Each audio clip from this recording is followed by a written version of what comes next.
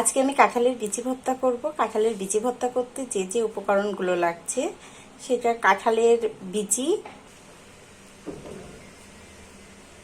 পেঁয়াজ কুচি, রসুন, লবণ, শুকনা ঝাল আর একটু সামান্য হলুদ আর সরিষার তেল।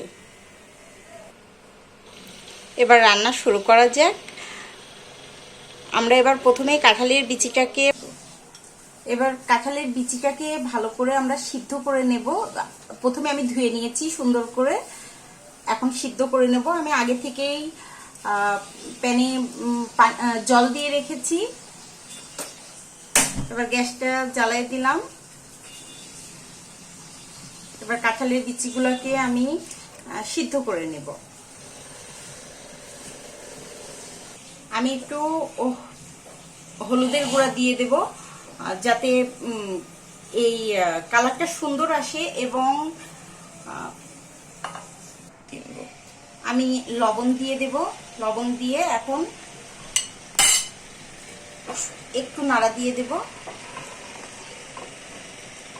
নাড়া দিয়ে এখন আমি ঢেকে দেব সিদ্ধ না হওয়া পর্যন্ত। এভাবে আমি ঢেকে সুন্দরভাবে সিদ্ধ করে নেব। এখন আমরা সিদ্ধ হয়েছে কিনা একটু দেখে নেব।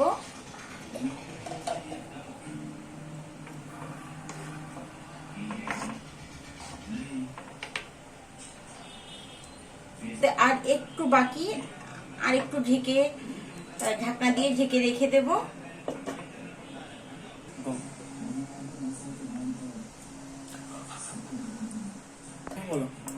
হ্যাঁ, আমার সিদ্ধ হয়ে গেছে। এবার আমি তুলে নিচ্ছি। এখন আমরা ফ্রাই প্যানটা একটু গরম হয়ে গেলে এবার একটু সরিষার তেল দিয়ে দেব। সরিষার তেলটা গরম হতে হতে আমরা এখন শুকনা ঝালগুলো দিয়ে একটু ভেজে নেব।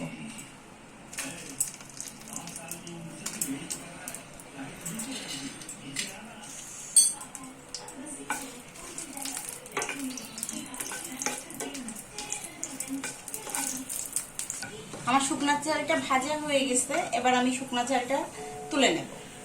আমি রসুন নিয়ে নিয়েছিলাম 4-5 কোয়া। এখন রসুনগুলোকে একটু সামান্য একটু তেলে হয়ে গেছে। এবার আমি তুলে নিই। আমি পেঁয়াজ কুচি করে নিয়েছিলাম। এখন তার থেকে অর্ধেক পেঁয়াজ আমি এখানে দিয়ে হালকা একটু নেড়ে তুলে রাখবো।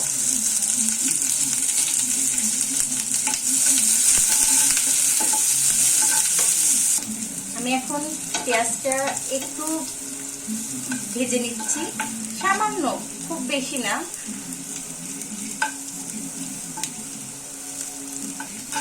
এখন আমার পেঁয়াজটা একটু নরম হয়ে গেছে। এখন আমি পেঁয়াজটাকে তুলে নেব। আমার সিদ্ধ করে নেওয়া কাঁঠালের বিচিগুলা এখন আমি একটু সামান্য পাটায় একটু বেটে নেব, যাতে ফিনিশিংটা খুব সুন্দর হয়। আপনারা চাইলে হাত দিয়েও সুন্দরভাবে মাখাতে পারেন, কিন্তু আমি একটু পাটায় বেটে নেব। পাটায় বেটে নিলে পরে বেশি সুন্দর হয়।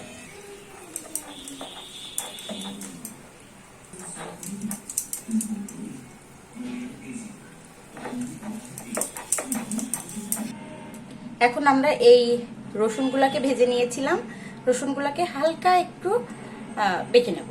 ওগুলো আপনারা চাইলে বিচির সঙ্গে দিয়েও বেটে নিতে পারেন, কিন্তু আমার ভুল হয়ে গেছে, এই জন্য আমি এখন বেটে নিলাম।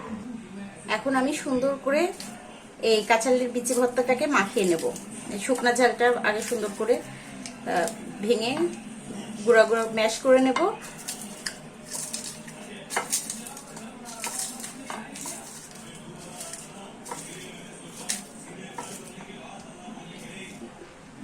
যেহেতু আমরা আগে থেকেই লবণ দিয়ে সিদ্ধ করে নিয়েছি, এই জন্য এখন সামান্য একটু লবণ দেব। আমার মনে হচ্ছে সামান্য একটু লবণ লাগবে। সুন্দরভাবে মাখাই নেব। এই কাঁচা যে পেঁয়াজটা ছিল সেই পেঁয়াজটাও দিয়ে এখন সুন্দরভাবে মাখিয়ে নেব।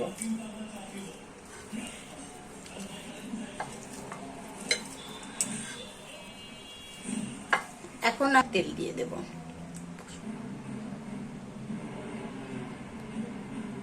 এখন আমি সরিষার তেল দিয়ে দিচ্ছি।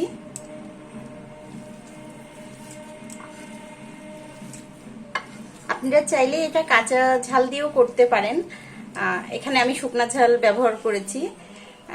আপনাদের আর টেস্ট অনুযায়ী যে যেমন ঝাল খেতে পছন্দ করেন সে সেভাবে ঝাল দিয়ে করবেন।